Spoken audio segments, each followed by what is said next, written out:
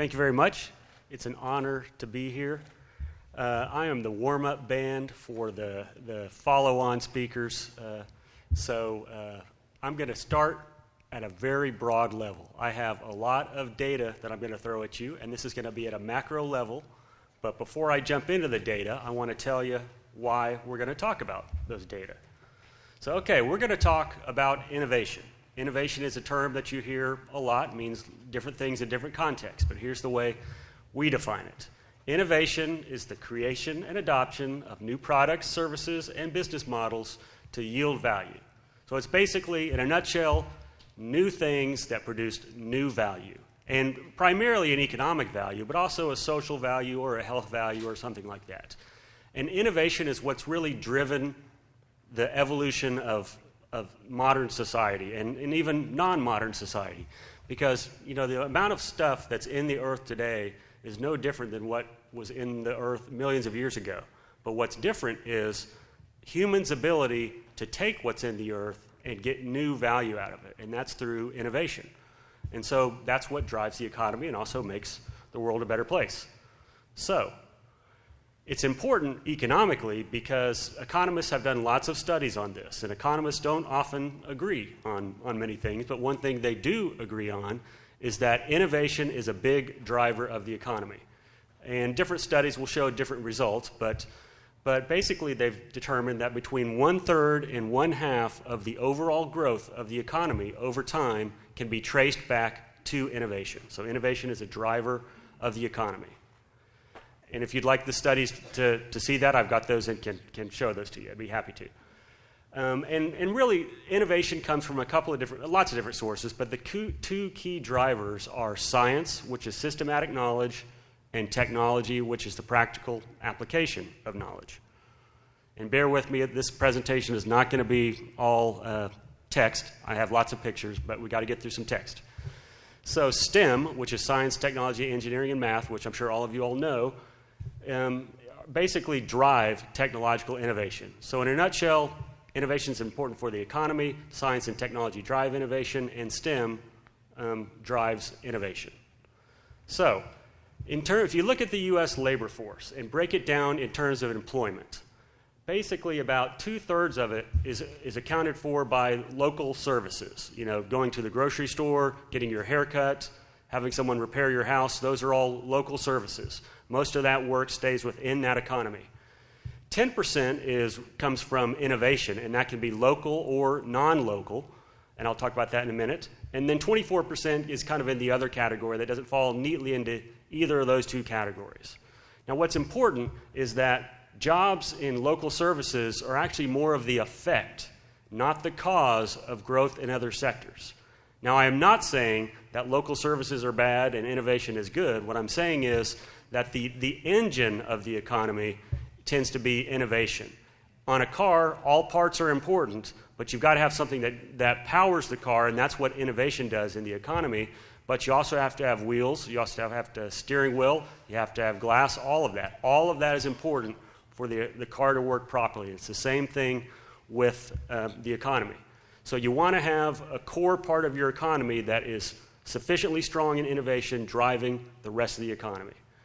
And that's because innovation has a very large multiplier effect, and that's across different sectors. Innovation is not just science and technology in the lab. Innovation can be in agriculture, in manufacturing, in all of the industries that are mentioned and sectors that are mentioned in the materials you have with you today. So for example, if you have a company like RTI, is that RTI Biologic? Is that the name of the company? It's here in Greenville. RTI Surgical, yeah, they just changed their name. They used to be Pioneer Surgical. You may know them that way. RTI Surgical is located here in Greenville. If that company adds a new biologic manufacturing job here in Greenville, odds are that it will create 5 additional jobs through the multiplier effect. Not immediately, but that's typically a high-paying job that person needs to consume all the local services. And economists have done studies on this to trace over time what is the multiplier effect of innovation-related jobs. So what that means is that would mean more jobs for all the local services like waiters, landscapers, store clerks, painters, etc.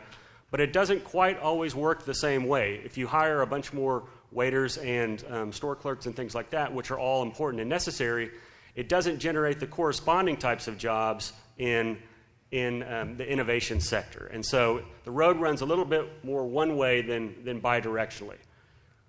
So if you want to have the most important impact of RTI surgical is the impact is on really the local labor market and not just high tech.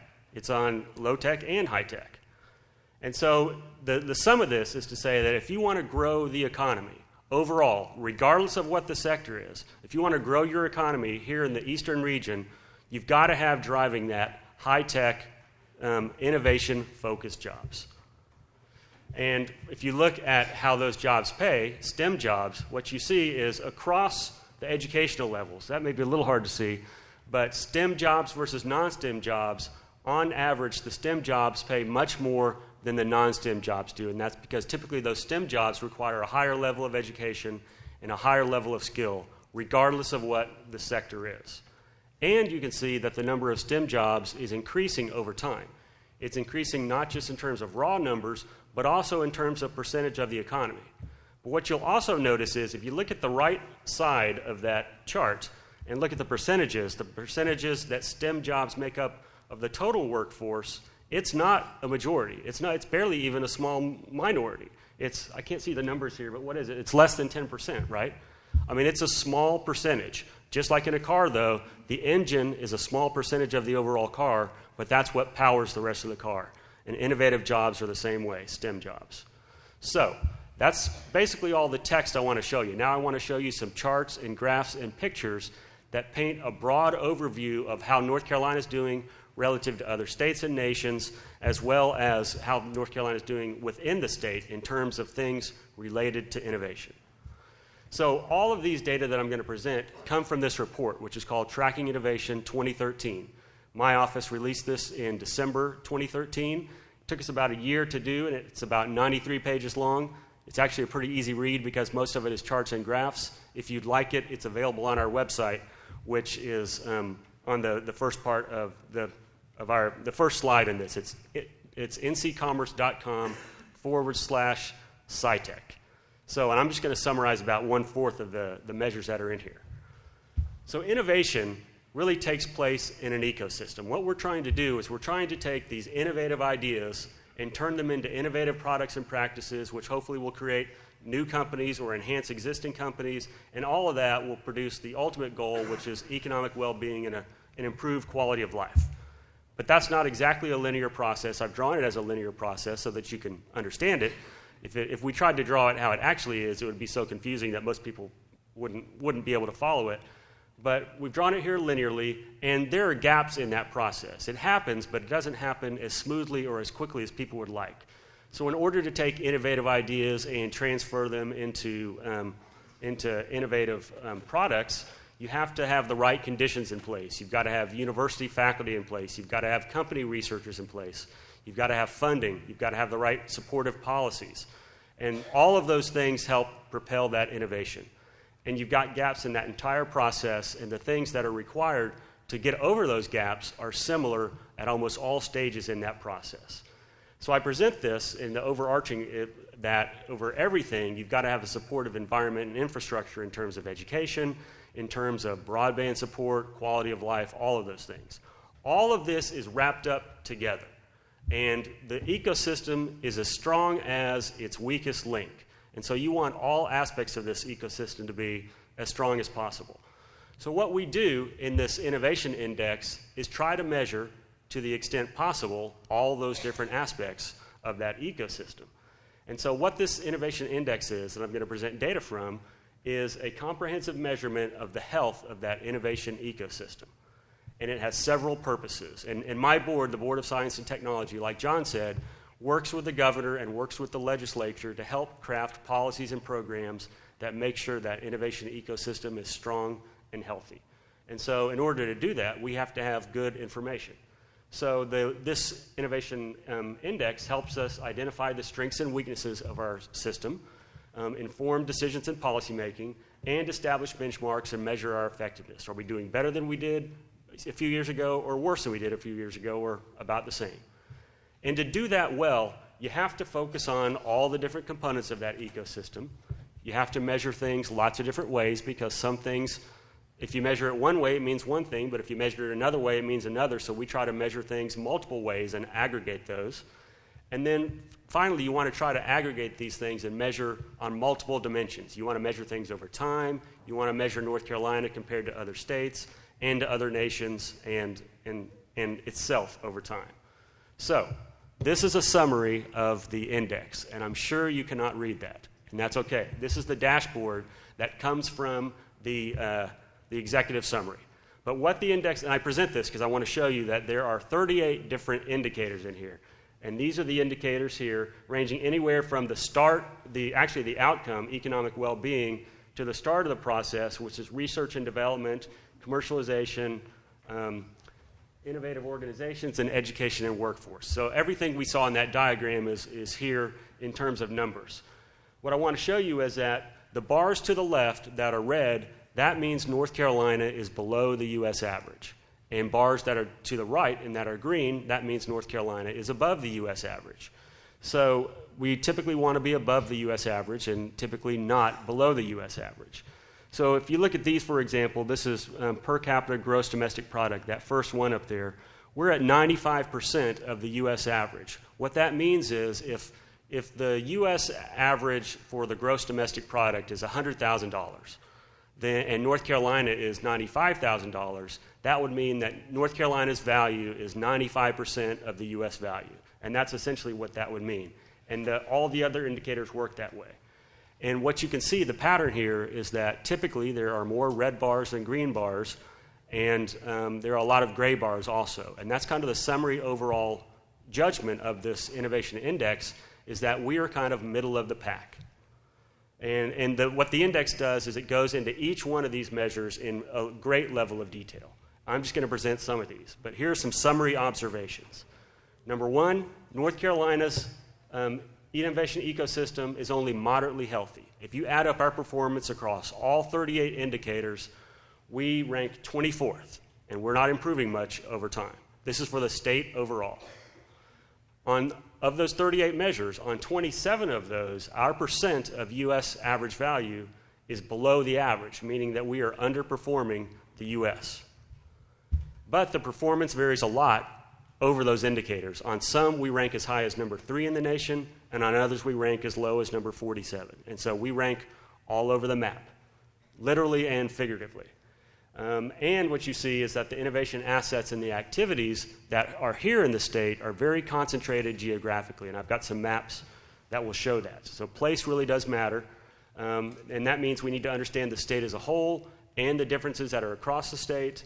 And even though a lot of this may sound kind of like bad news, and to some extent it is, we're not a leader, but we're also not a laggard.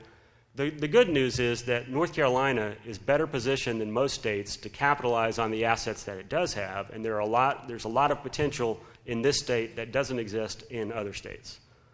So if we look at some of these indicators, for example, this is one I've talked about before, per capita gross domestic product. What this shows you is these are all 50 states arrayed down here, with the top ranking state here and the lowest ranking state here. North Carolina in these charts will always be the green bar, and the U.S. average will always be the blue bar. So you can see how we are relative to the U.S. average. Most of these other bars are gray, except for a few, 6 others that are different colors. And those are the states that we tried to focus on even more because people want to know how we compare to those states. For example, when we're talking about innovation, people will always say, well, how are we doing compared to California? And how are we doing compared to Massachusetts? Because those 2 states are leaders in the high-tech economy. So those states are colored certain colors. I think Massachusetts is red and California is yellow. But people also want to know, how are we doing compared to our neighbor states? How are we doing compared to South Carolina or Georgia or Virginia? And so we picked 2 of those, Virginia and Georgia, and compared ourselves to those. Then we picked 2 other states that were kind of like North Carolina.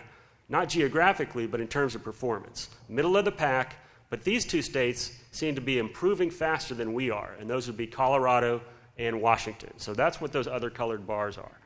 In sum, what you see here is that the U.S., per capita GDP is 47,690, and North Carolina's is a little bit below that, and that puts us squarely middle of the pack. And I'm going to go through these fairly quickly, and you'll see the patterns that start to emerge. So if you look within the state at per capita GDP, it's not possible to get per capita GDP on the county level, but you can get it on the metropolitan statistical area level. And you can see the metropolitan statistical area that's relevant here is the Greenville area. And if you look at the colors, Greenville is pretty low on the scale in terms of gross domestic product or gross metro product.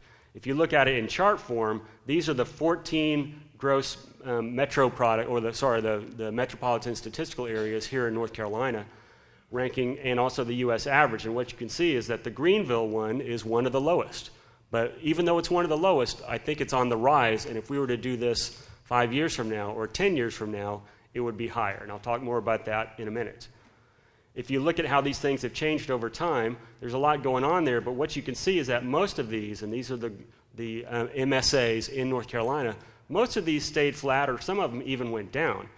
There are a couple that went up pretty dramatically, and those are ones you would expect. The Raleigh-Durham, Chapel Hill area, as well as the Charlotte area is doing, well, Charlotte actually went down a little bit, but there's a couple more that went up. So most are staying about the same or actually going down. Now, if you look at the population in North Carolina, what this represents is every dot on here represents 500 people. And this pattern that you see in this map is a similar pattern to what you'll see in almost every map that's in this report.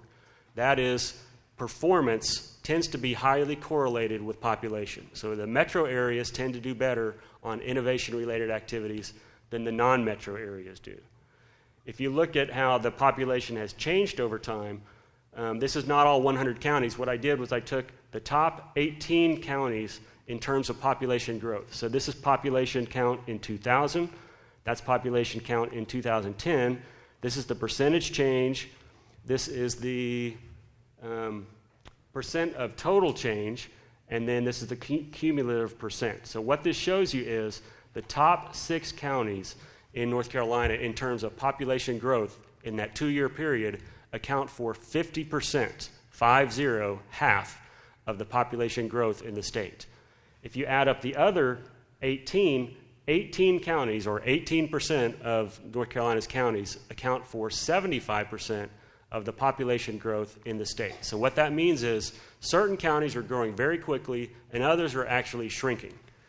If you focus on the counties that are here in the East region, if you add all those up, what you can see is that those account for about 10% of the total growth over that time period. And that's pretty impressive for 4 counties. And I know there are other counties in this region, but those didn't make it onto the top 18. But my guess is that the eastern region counties probably account for about 15% of the total growth in the population in North Carolina, which is pretty impressive. And it's going to have significant impacts on your economy. So if you look at average annual wages, for example, how does North Carolina compare to other states? Again, we are actually middle of the pack, or actually a little behind middle of the pack. One thing you'll notice in some of these charts is the data are a little bit dated, and that's because if you want to get data that are comprehensive across a state and across all 50 states and get it accurately, you have to go back a little bit in time. So there's about a 2 or 3 year lag time for all these. So some of these values would be a little different, but what we see is that these values do not change dramatically over time. So North Carolina is kind of middle of the pack, but if you look at how average annual wages shape up over the state, what you can see is that pattern where the metro areas tend to do better and the urban areas not so well. And I realize I'm throwing a lot of data at you, and that's because this is to provide a background for the follow-up speakers. So if you look at that R&D expenditures, and if you go back to that innovation ecosystem diagram where you start with research and development and go to innovative activity and then companies, this is the real driver, is R&D activity. And there are 2 types of R&D activity. There is university R&D, and then there's business and industry R&D. Most people think North Carolina is a leader because we have great academic R&D. And actually we're, I think, number 5 in the nation when it comes to academic R&D. But academic R&D accounts for a small minority of total R&D. Most R&D that's done is done by industry. Now, most of that is on the D side, the development side, whereas in the universities, most of it is on the R side. But what you see is there's no way to get comprehensive R&D data for industries in any sort of systematic fashion because that's proprietary information. But what we do know is that businesses perform 73% of the R&D in North Carolina and pretty much nationwide as well. And of that, manufacturing establishments perform about 70%. So what we did here with the blue dots is we mapped the location of every manufacturing establishment in North Carolina. That's not a perfect measure, but it's the best measure we could come up with. And what you can see is that it's pretty highly correlated with population. But what's not highly correlated with population is where the university R&D is taking place, and that's the green dots. And so the vast majority of it, 70% or more, is here in the Research Triangle region, but there's a significant node here at ECU as well, and that's a big driver of this economy. So how many of you have ever heard of SBIR or STTR grants? Okay, about half of you. That's pretty good. If you haven't, that's okay. Most people haven't heard of those grants. They are one of the most important types of grants out there that most people have never heard of. And that's because they are an acronym. It's a federal government. They are federal government grant programs. And all you need to know is that those two programs combined are the single largest source of early stage funding for startup companies that are developing and commercializing innovative new technologies. Billions of dollars go to these small companies every year across the nation at a much larger level than venture capital does. And they're what help these companies get started and get off the ground. So it's a good measure of how technologically advanced the economy is at growing new companies. And what you can see is, I don't have the nationwide data here, but North Carolina, again, ranks kind of middle of the pack. But what you can see is that this activity is very highly concentrated in those metropolitan areas. But the Greenville area, this county, Pitt County, has a decent share as well.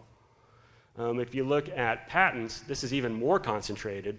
The reason that Wake County is so strong or dominant there is because IBM technically is listed as having its home in Wake County for patent purposes. And so IBM is a big driver of that. But overall, the pattern you can see is that there aren't many counties in the state that have a lot of patent activity. Patents are not the only indicator of technological sophistication, but they are an important indicator. All right, so if you look at venture capital, this is the most concentrated pattern that you'll see of all the maps that are in this.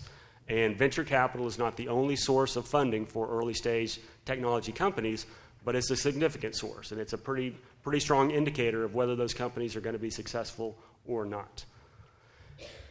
Now, what is pretty well spread across the state is high technology establishments as a percentage of total establishments.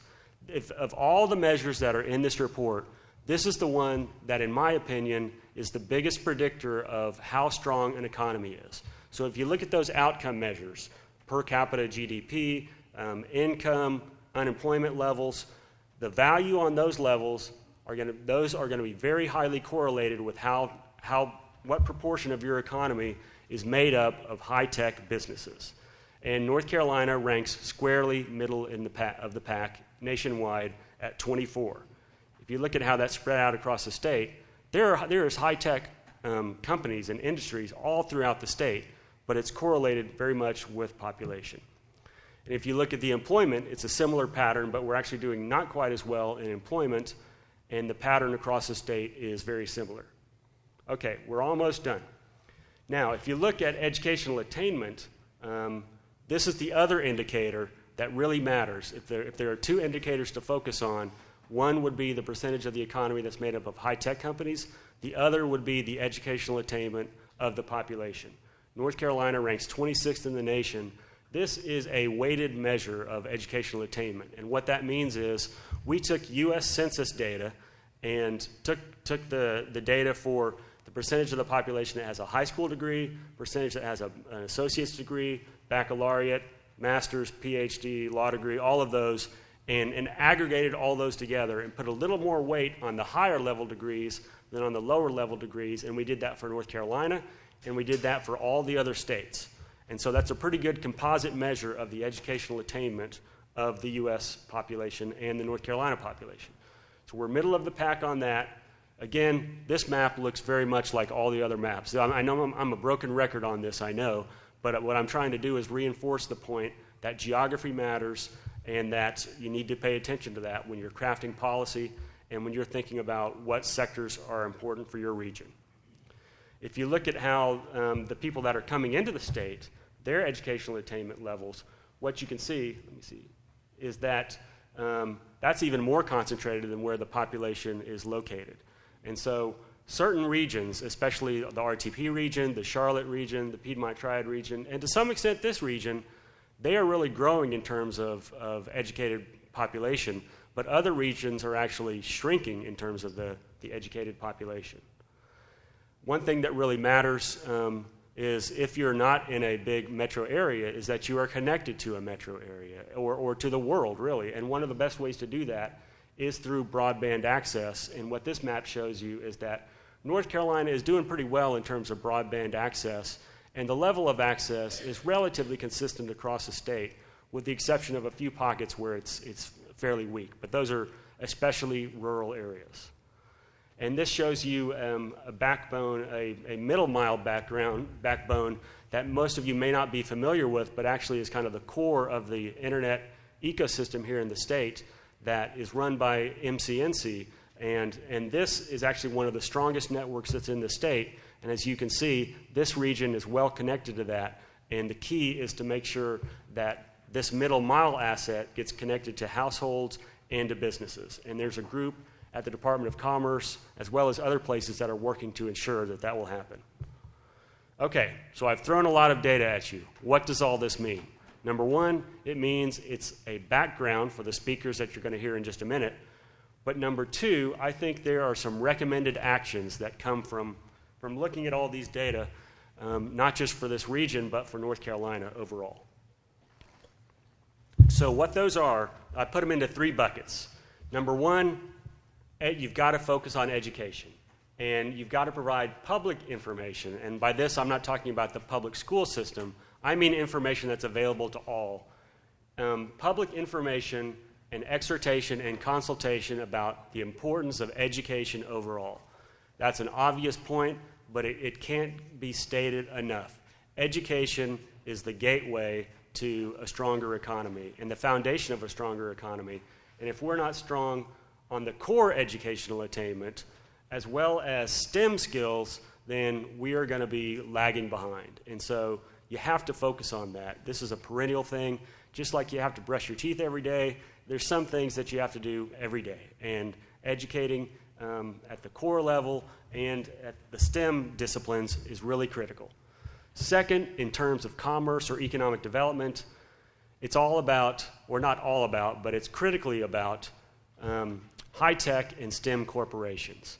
Those don't have to be a majority of your corporate populace. In fact, they'll never be a majority, most likely. They'll probably be 20% or less.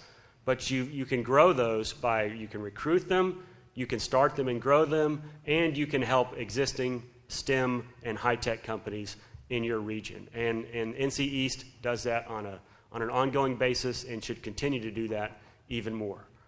And then finally, it's all about infrastructure. You've got to have broadband deployment and adoption throughout this region. You've got to have strong cultural amenities.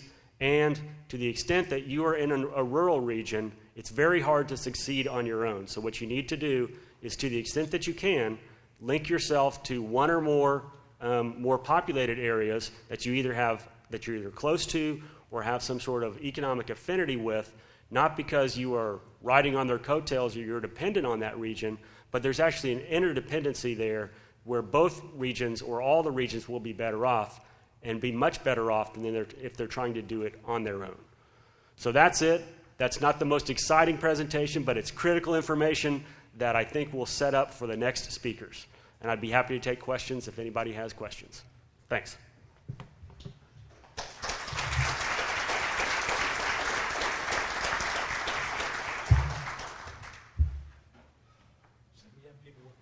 Yes. A mobile mic out. Okay.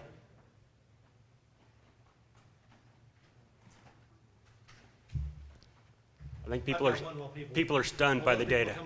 I'll use this mic right here. How about that? So my question to you is, John, is Certainly in terms of educated population, universities is a core component in terms of technology, education, in terms of higher levels of education, commercialization. And so thinking about that from the state of North Carolina, we've got a 17, 18 campus university system. Half a dozen of those are classified as research institutions. So how do we go about stoking the fire in regions other than the research triangle to capitalize on those nodes of potential activity?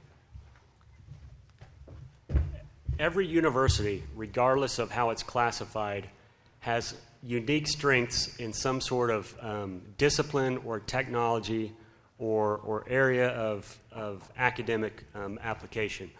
And so I think it's important for every university to know what those strengths are. And I think to a large extent they do, and to capitalize on those. The level at Elizabeth City State, for example, will always be smaller than it is at UNC Chapel Hill.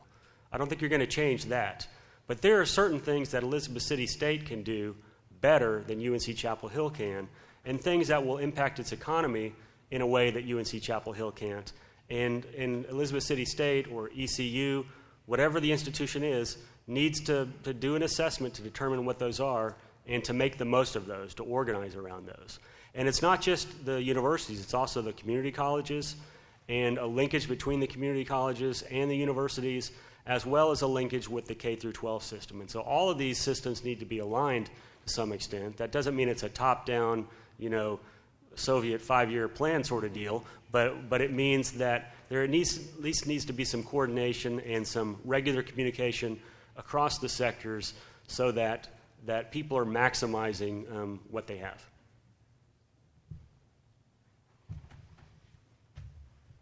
Other questions? Yes.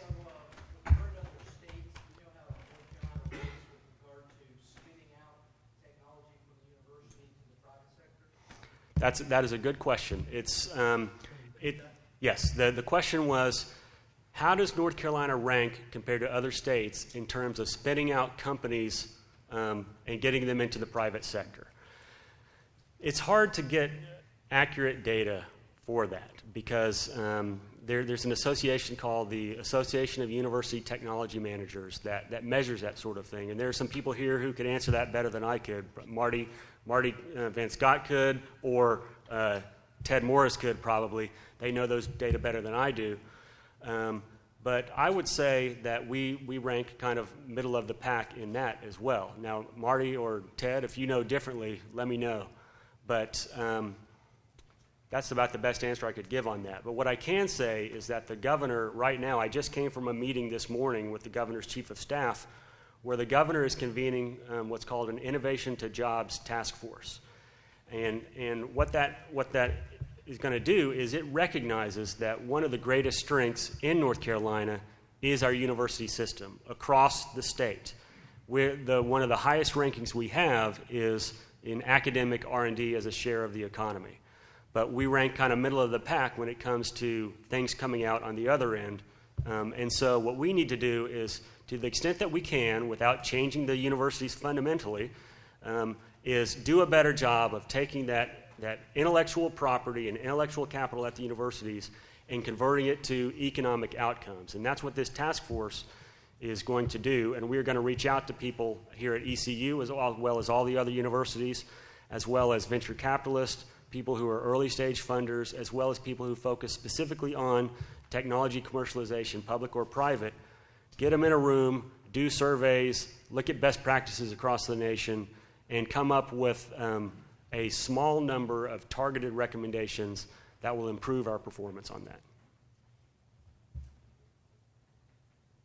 Yes?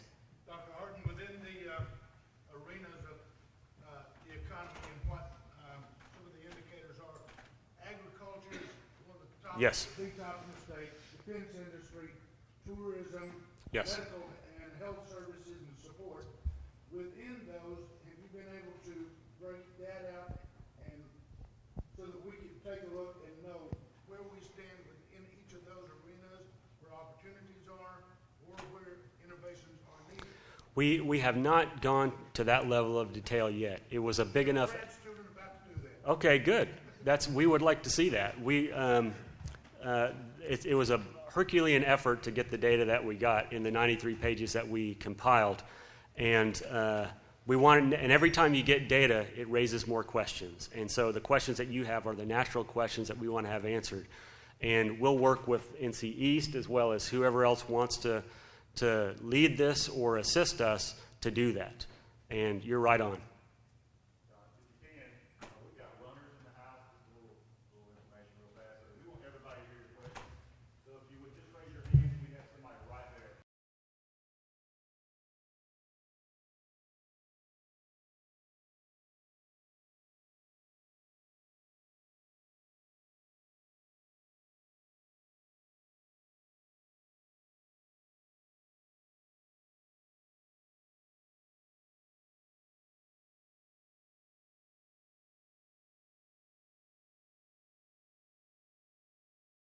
Good question.